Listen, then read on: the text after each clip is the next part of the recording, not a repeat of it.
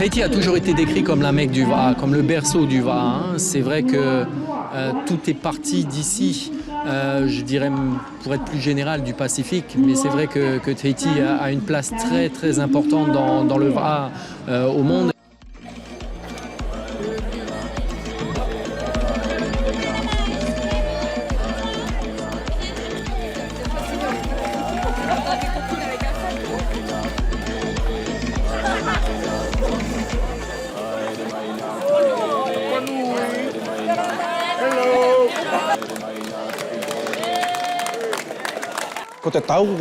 La bataille a commencé.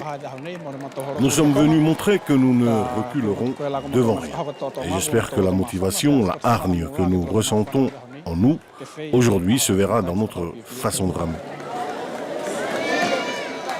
Bienvenue à Tahiti, l'Eldorado du Va'a pour de nombreux rameurs.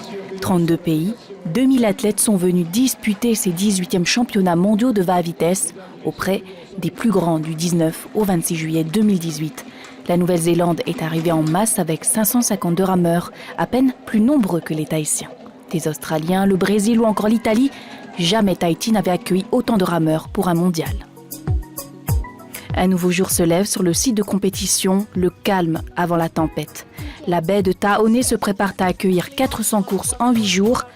L'occasion rêvée pour les 75 rameurs de Wallis et Futuna de se mesurer à la crème de la crème.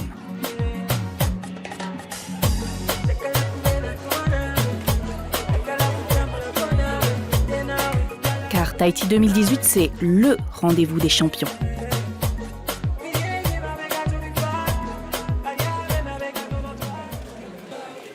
La délégation de Wallis et Futuna a beaucoup misé dans ce voyage. En tout, près de 20 millions de francs pacifiques financés par les clubs eux-mêmes pour embarquer 90 personnes vers Tahiti et espérer ramener des médailles.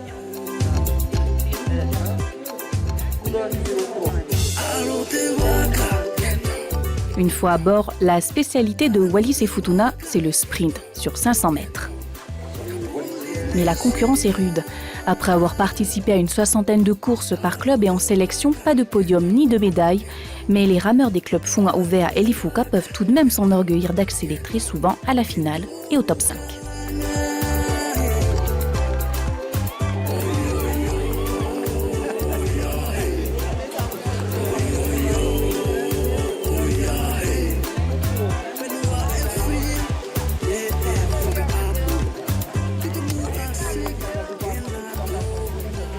Cette 5e place a une grande signification pour moi.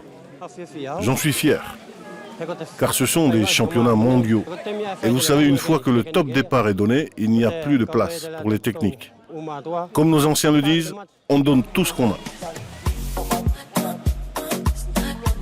En mer, les rameurs tahitiens sont dans leur élément. Dès les premières courses du championnat élite, la délégation polynésienne est en tête, suivie de près par la Nouvelle-Zélande, son adversaire de toujours.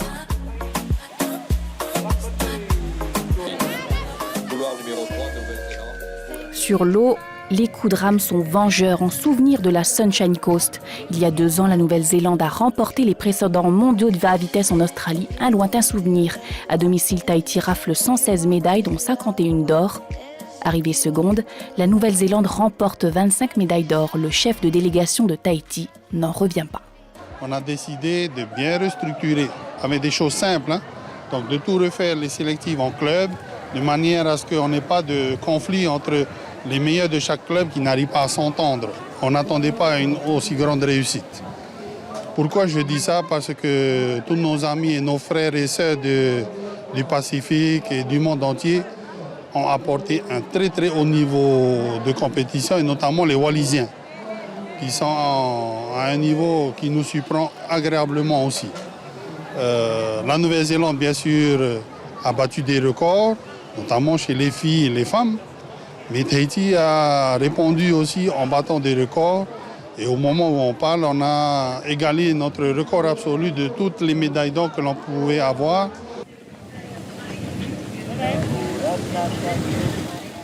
Ces médailles, Sefo Varefakaanga et ses coéquipiers en rêvaient. Ils ont le potentiel, mais les grandes nations du Va'a s'imposent par leur technique. La ligne 4 pour Brasil pour la señora Julieta da Silva. Sur longue distance, 1000 et 1500 mètres, nos rameurs sont dépassés sur les virages et c'est la chute.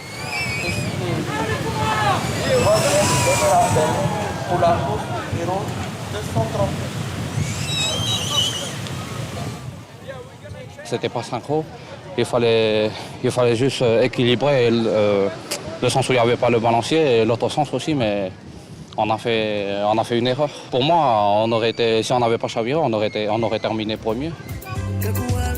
Qu'à cela ne tienne, le V6 Open Dame du club Lifuka accomplit une prouesse en arrivant en demi-finale sur 1000 mètres.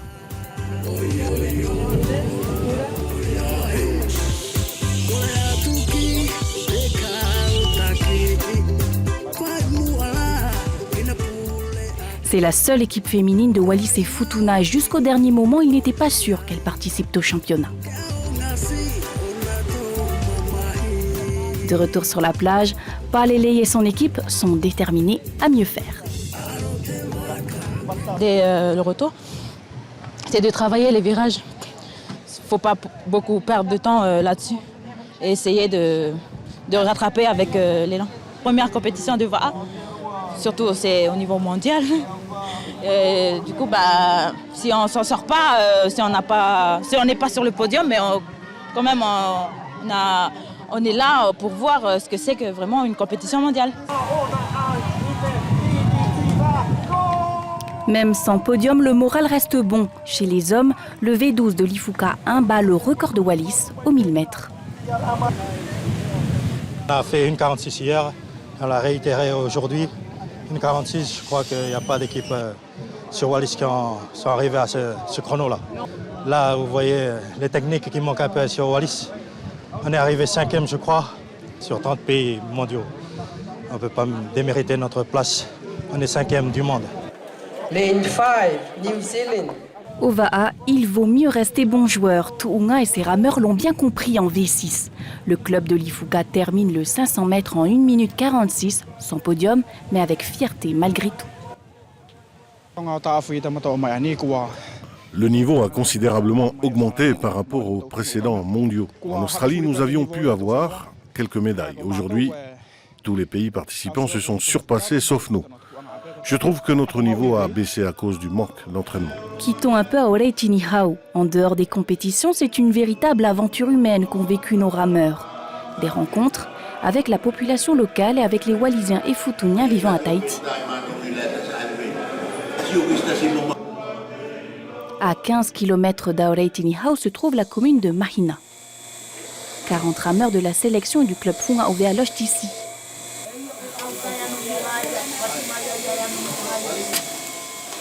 Et pour leur premier dimanche sur place, un petit repas tahitien avec des accents du fénois. Le choix s'est porté sur ce faré Amouira protestant pour son côté pratique. L'avantage du foyer, les sportifs peuvent recevoir leur famille et circuler librement. La commune de Mahina prend en charge le transport des rameurs jusqu'au site de compétition. Pour les frais d'hébergement, la Wallisienne Vaikula Tokotu a mené les négociations auprès des responsables du foyer. Quand j'ai demandé au propriétaire s'il pouvait baisser son prix, il m'a répondu qu'il fallait alors que nous prenions en charge la nourriture. Du coup, nous avons pu avoir une réduction sur l'hébergement avec un total de 900 000 francs pacifiques sur les 2 semaines. Pour 50 000 francs par personne sur 2 semaines, le club Lifuka et ses 56 membres ont opté pour la proximité. Ils étaient logés au collège du Taone sur le site de compétition. Les filles et les garçons répartis dans différents dortoirs aux côtés d'autres délégations. Dans nos bâtiments respectifs, on cohabite avec des Australiens, des Néo-Zélandais, des Guam, des gens de Guam. Mais on voit beaucoup de petits groupes se constituer et puis ils discutent, ils échangent sur leur île. Nos petits sont très contents. Et puis le mot d'ordre aussi a été de respecter l'autre personne et puis les échanger culturellement.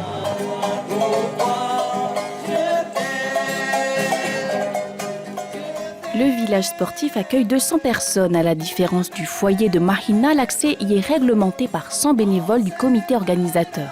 Les repas sont préparés dans la cantine de l'établissement qui prend des allures de fourmilière pendant les championnats. Le premier coup de feu pour le petit déjeuner se donne à 5h30 jusqu'à 8h, le déjeuner de 11h à 2h de l'après-midi et pour le dîner de 18h à 20h30. Donc notre équipe de cuisine sert à plus de 400 à 650 plats par jour sur les 3 repas, matin, midi, soir. Ça a été revu par une diététicienne professionnelle, donc ce sont des repas protéinés et bons pour les sportifs.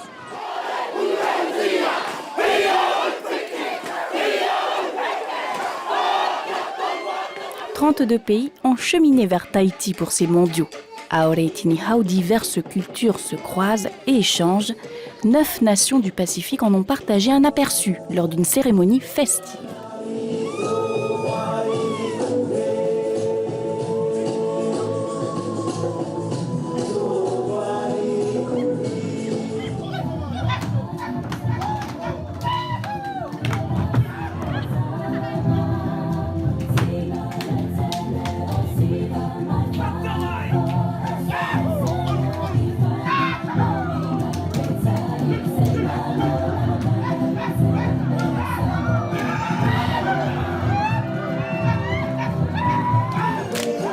Auprès de ces différentes délégations, le Soamako de Wallis et Futuna a fait sensation.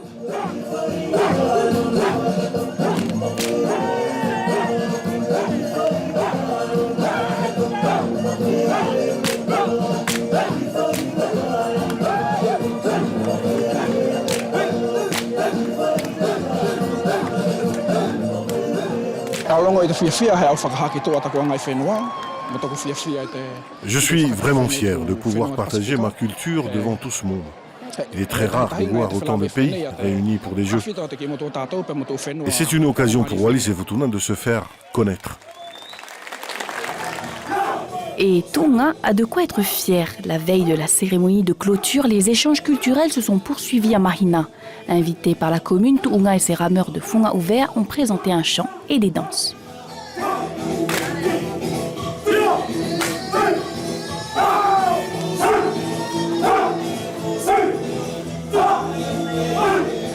Face à eux, le maire de Mahina, des rameurs néo-zélandais logeant sur place. Et parmi l'assistance, Edouard Malakai, le comédien d'origine wallisienne, n'a rien manqué du spectacle.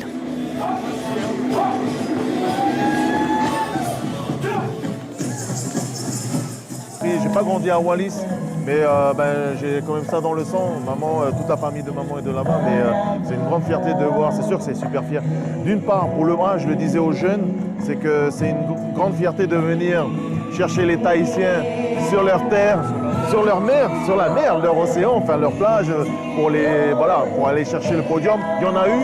Et moi, je vous ai regardé parce que je ne suis pas allé tout le temps, je n'ai pas pu, contrainte professionnelle. Mais par contre, j'ai suivi tous les jours de course. Et franchement, à chaque fois que Wallis était là, moi, je dis chapeau.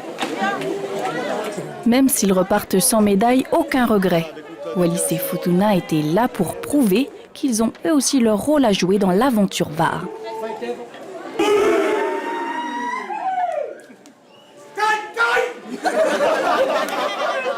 Des rencontres, un retour à la source comme pour mettre ses capacités à nu. À Tahiti, Wallis et Futuna ont compris leurs forces mais aussi leurs faiblesses. Entre la quasi-absence de compétition et les entraînements à améliorer, il leur faut aussi faire face à un manque de rameurs. Sur le territoire, ils viennent en majorité du sud de Wallis, comme Pelenato. Officiellement, je fais partie des vétérans 40. Mais comme vous voyez, il y a longtemps que je n'ai plus 40 ans. Donc je profite de l'occasion pour lancer un appel à tous ceux qui souhaiteraient ramer. Venez donc me prêter main forte pour m'aider à développer notre sport local.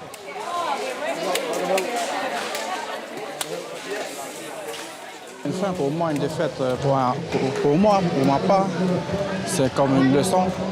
Il faut prendre cette défaite-là pour améliorer pour les prochaines compétitions qui arrivent. J'ai vécu personnellement en 2004.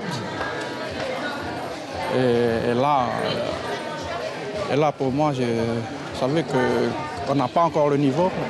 Petit à petit, on s'est entraîné. Et voilà, depuis 2013, on a commencé à gagner des médailles. C'est grâce à ces défaites-là on a appris le son dedans. C'était pourtant une victoire qui avait encouragé Tuunga et toute une génération de rameurs à se lancer dans la compétition 16 ans plus tôt.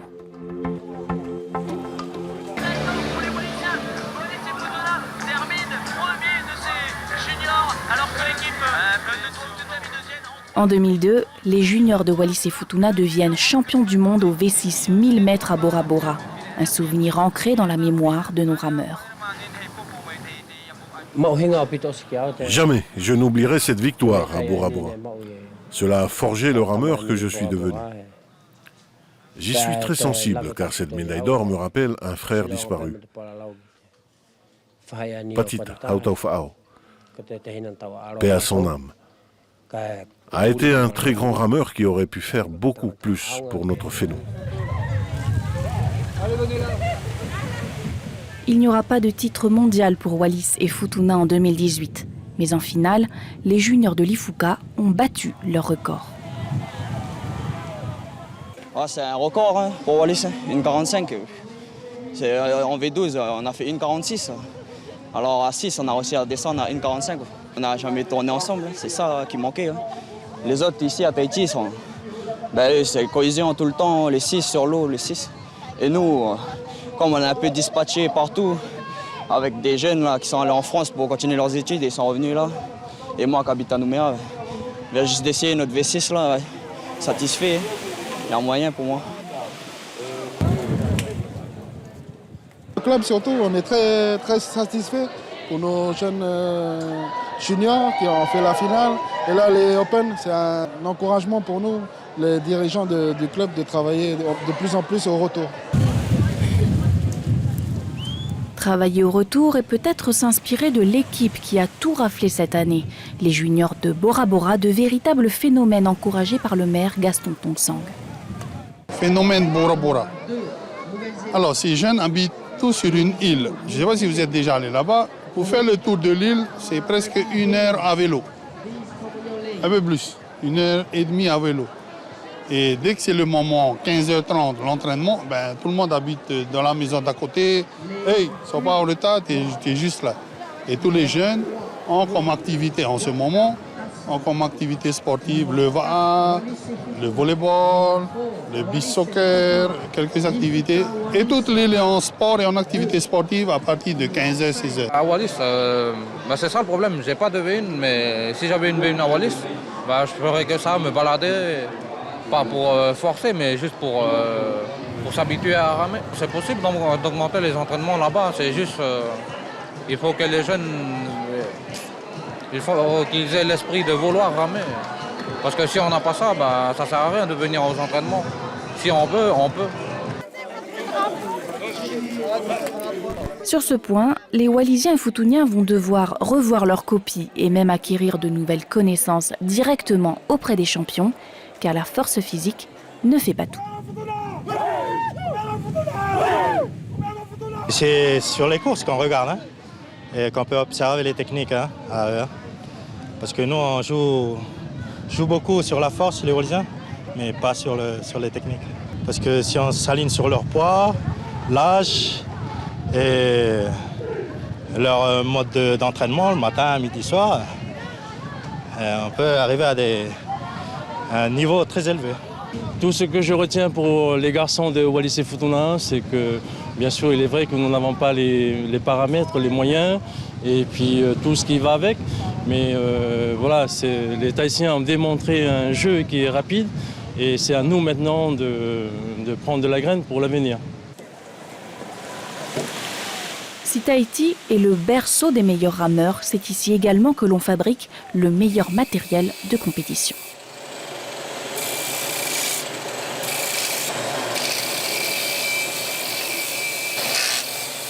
Nous voici à Fa'a, à 10 km de Taone. Cet entrepôt est celui de Marere, la marque montante en matière de fabrication de rames polynésiennes. Il s'occupe de la partie. Toutes les rames sont fabriquées à Tahiti. Il n'y a aucune rame n'est importée de l'étranger. Voilà, la matière première, on se fournit localement en bois, aussi bien en bois local. Ça nous arrive de prendre du bois importé pour pouvoir pallier au manque de bois local. Voilà. Et on utilise beaucoup de matériaux composites aussi. Une bonne rame coûte environ 20 000 francs pacifiques. Kevin et ses 4 employés peuvent en fabriquer 100 par semaine pour les sportifs locaux, mais pas seulement. Le gros de la clientèle est passé à l'international maintenant. On est passé à 60 internationales et 40 locales. 60%. 60%. Quel est le pays qui vous achète le plus de rames? Voilà, c'est peut-être l'Australie ou la Nouvelle-Zélande aujourd'hui. À un jour de la fin des championnats de Va'a, le stock de Kevin Olosé arrive à épuisement, mais ses livraisons n'en finissent pas. Alors, c'est les dernières rames qui partent au championnat du monde et que les clients ils doivent récupérer aujourd'hui pour la fermeture. Il nous reste quelques rames, on va faire acte de présence et on va satisfaire les clients jusqu'à la fermeture. Sur le site de compétition, le stand Marere ne désemplit pas de rameurs étrangers désirant s'équiper comme les champions. Comme tous les fabricants de rames, on essaie d'avoir des champions et on appelle ça des poulains chez nous pour pouvoir nous représenter au mieux. J'ai l'équipe de Team Tupuai avec qui je travaille depuis plus de 3 ans. Après, j'ai Roland Terré qui est connu à l'international maintenant, le jeune Arey Adjé et Keanu Bernardino. Ça fait 4 ans qu'on existe aujourd'hui et je pense qu'on a beaucoup évolué depuis toutes ces années. Alors, les clients ils viennent chez nous peut-être parce que toutes nos rames sont façonnées à la main, toutes les rames sont uniques. Deuxième appel pour course numéro 378. Marere se fait peu à peu sa place auprès des grands noms tels que Viper Va'a. Non loin du stand de Kevin se trouve Marc Tehuritawa, un pionnier de la fabrication de pirogues. La moitié de sa production est exportée dans le monde entier, car Tehuritawa fournit aussi des stars comme son poulain Steve Teixotata. Pendant les mondiaux, Marc a été approché par de nombreux rameurs, dont la délégation wallisienne. J'ai fait aussi un V6 qui rentre dans un conteneur, je n'ai pas besoin de couper. Et j'ai pu m'adapter à la demande à l'étranger et j'ai pu descendre le poids jusqu'à 110 kg. De nos jours, c'est le modèle qui va être pris, qui vont regarder en premier, c'est quel champion qui rame dessus. Après, c'est les couleurs et en dernier, on va dire, le poids est très important aussi. S'ils veulent une pirogue en fibre de verre, il faut que minimum elle fait 15 kg, pas plus. Si elle dépasse, les gens ne veulent pas. Et en carbone, c'est encore plus compliqué. Ils veulent une pirogue à 10 kg.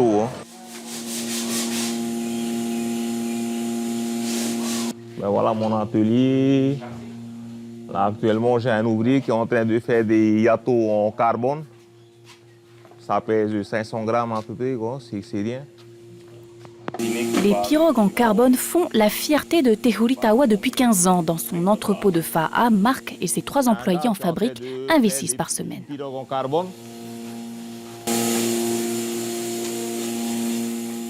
Voilà, on va jusqu'à entre 350 et 400 000 francs. C'est plus cher que pour les pirogues en plastique. Voilà. C'est une pirogue plus légère, qui a une meilleure flottaison, qui a une meilleure inertie sur l'eau. Et puis le rameur, il se sent mieux, il peut faire des pointes de vitesse.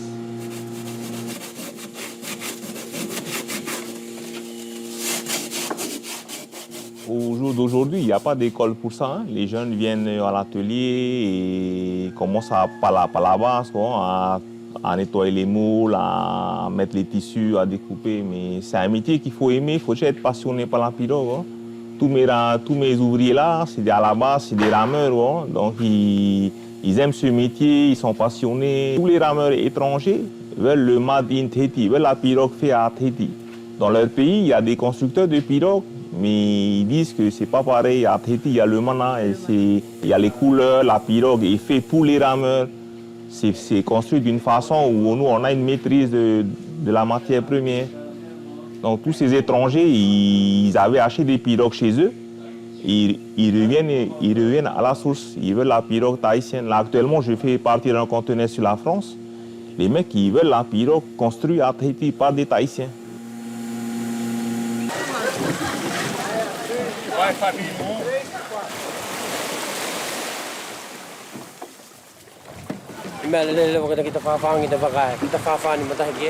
Ça change tout de pouvoir porter sa pirogue à main nue. Après, chaque rameur a sa façon de faire. Comme la pirogue est très légère, il va falloir s'adapter pour ne pas perdre l'équilibre. compter 1 million pour l'achat et le transport d'une V6 jusqu'à Wallis. Du matériel dont Wallis et Futuna manquent cruellement. D'ailleurs, le président de la Ligue de Va'a a profité de ces mondiaux pour prospecter.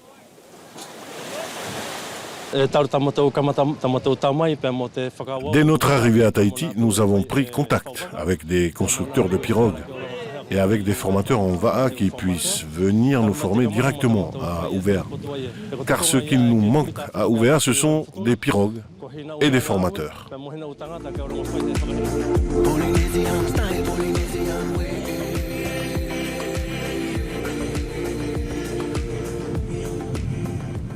Nous voici à Wallis sur la baie de Ngahis et dans ce superbe cadre qu'ont lieu tous les entraînements.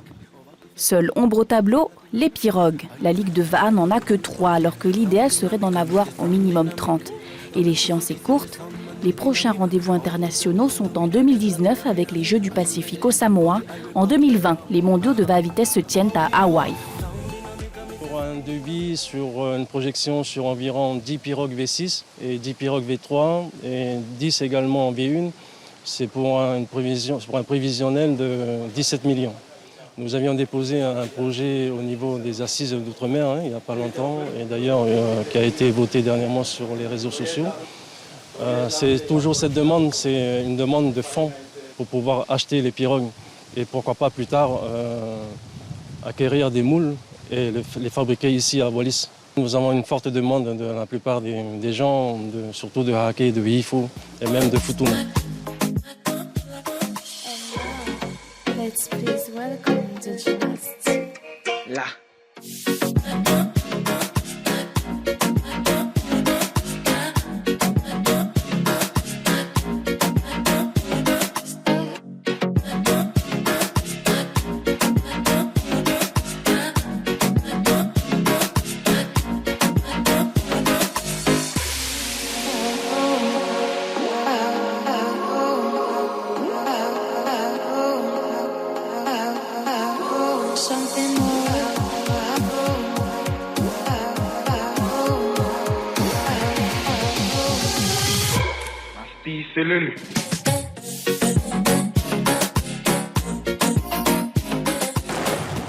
Comment un sport aussi ancré dans l'histoire du Pacifique peut-il passer inaperçu à Wallis et Futuna?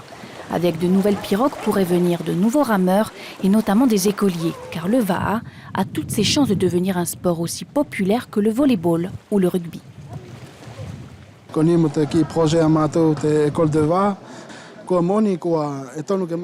Nous avons monté un projet d'école de Va'a et cela suppose qu'il y ait plus de pirogues V6 ou V1 pour pouvoir s'entraîner et faire venir des classes et même des jeunes actifs. Il faut que nous fassions les bons choix et que les autorités du territoire voient notre implication, car nous faisons tout pour promouvoir nos îles à travers ce sport.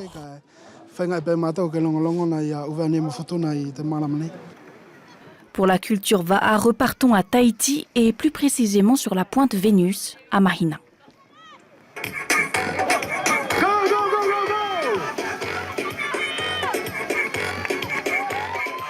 La délégation de Wallis et Futuna est rentrée au Fénois juste avant le Te Aito, car à Tahiti, les compétitions s'étalent sur toute l'année. Quelques jours après la fin des mondiaux de Va'a, le coup d'envoi du Te Aito est donné. C'est l'une des courses phares en Polynésie. Des centaines de rameurs s'affrontent en V1 pour désigner le Aito, le guerrier.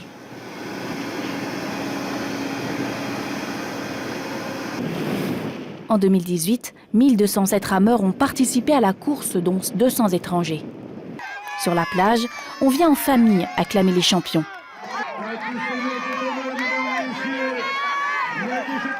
Des rameurs venus s'inspirer du Va'a, de la force qui émane des Polynésiens. Car plus qu'un sport, le Va'a est un mode de vie à Tahiti et dans ses îles. Sur le Va'a, il y a de l'engouement et ça se transmet en fait de génération en génération. De père en fils, d'oncle, de maman, quelqu'un dans la famille pratique du Va'a. Donc forcément, il y aura quelqu'un pour reprendre le flambeau derrière. Après, il y a tellement à dire sur le Va'a que en V1, en V6, jeunes, vétérans, seniors, hommes, femmes. Tu peux aller partout sur l'eau. Autour de nous, là, en Polynésie, il n'y a que de l'eau. Il y a différentes conditions, il y a du vent, il y a du courant, il y a du soleil, il y a de la pluie, en toutes conditions, quasiment, sauf cyclonique, tu peux pratiquer ce sport. Donc, après, être sur l'eau, être assis dans une embarcation et sentir la glisse, je crois que c'est extrêmement... c'est que du plaisir, quoi. C'est un sport qui reste amateur, même si les entraînements sont de niveau professionnel, c'est du très haut niveau. Et en termes de soutien, tu ne peux pas comparer ça à du football, par exemple. Mais par contre, chacun, à son échelle, essaie de trouver des moyens pour s'acheter une pirogue, s'acheter une rame, s'acheter des compléments alimentaires et tu t'entraînes. Et après, les championnats du monde, un événement international, aide à booster la pratique de ce sport. Maintenant, rares sont les rameurs qui gagnent leur vie grâce à ce sport et en termes de politique, ça pourrait être plus. Maintenant, est-ce que c'est ce qu'on veut pour le VAR? Il y a toujours ce truc-là, l'aspect traditionnel et la transmission de génération en génération. Donc, c'est un sport qui, à notre échelle, c'est le plus beau, quoi, le plus populaire à l'échelle de la Polynésie.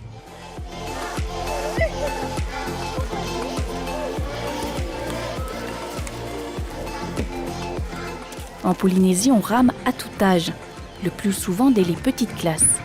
Et pour cause, la pratique de ce sport numéro 1 est encouragée dans les écoles, ce qui ouvre la voie au club de Va'a. Tofo Wamitan est wallisien en 15 ans à Tahiti. Son quotidien se partage entre ses propres entraînements avec son club EDT Va'a et les compétitions de Toriki, son fils de 10 ans.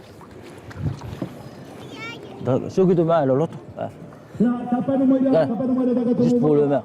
Coup de main, comme ça. Aujourd'hui, on est en Mahina, c'est pour sa 3e compétition pour le Taito. À l'école aussi, ils ont toujours des cours de Va'a, des entraînements, des natations. Ouais. C'est par là que maintenant, voilà, il est dans la rame. Quand on fait comme ça, et l'avantage de Toriki, c'est qu'en plus de l'école, son papa joue aussi le rôle d'entraîneur.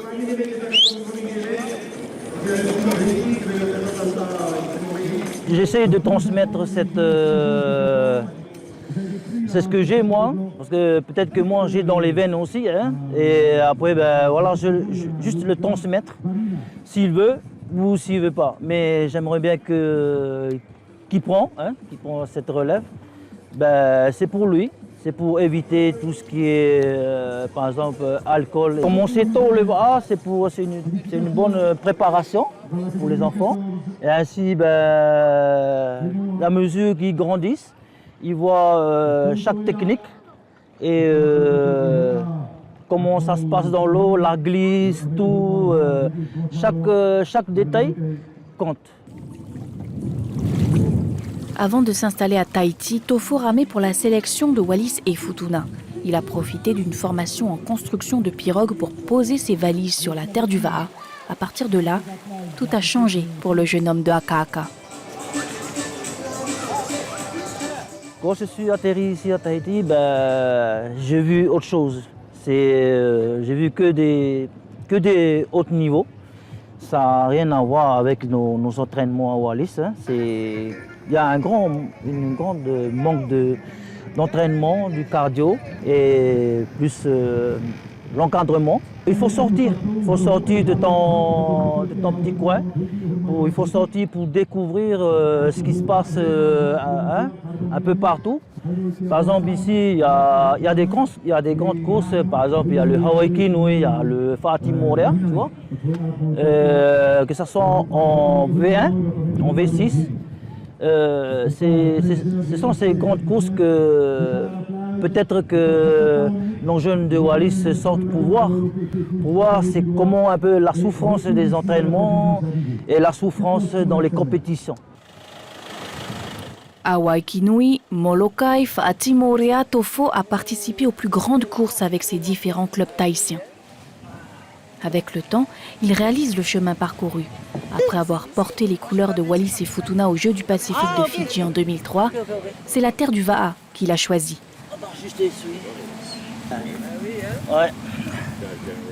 Aujourd'hui pleinement intégré dans la société polynésienne, Tofo Wamitan continue de rêver secrètement au retour au Fénois et pourquoi pas de revoir un jour l'un des siens sur le podium mondial.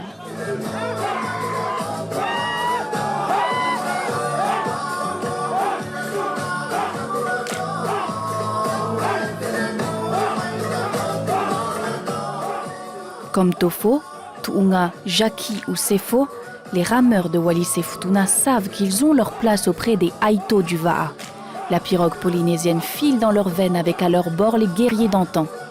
En attendant le réveil, il se pourrait que ce voyage à Tahiti soit un nouveau départ pour le Va'a. Le retour sur la baie de Ngahi approche, le temps pour les rameurs de réaliser ce que leur a apporté Tahiti 2018. La Miss Tahiti wallisienne Vaimalama Chavez l'a prouvé, le podium est tout à fait à la portée de Wallis et Futuna.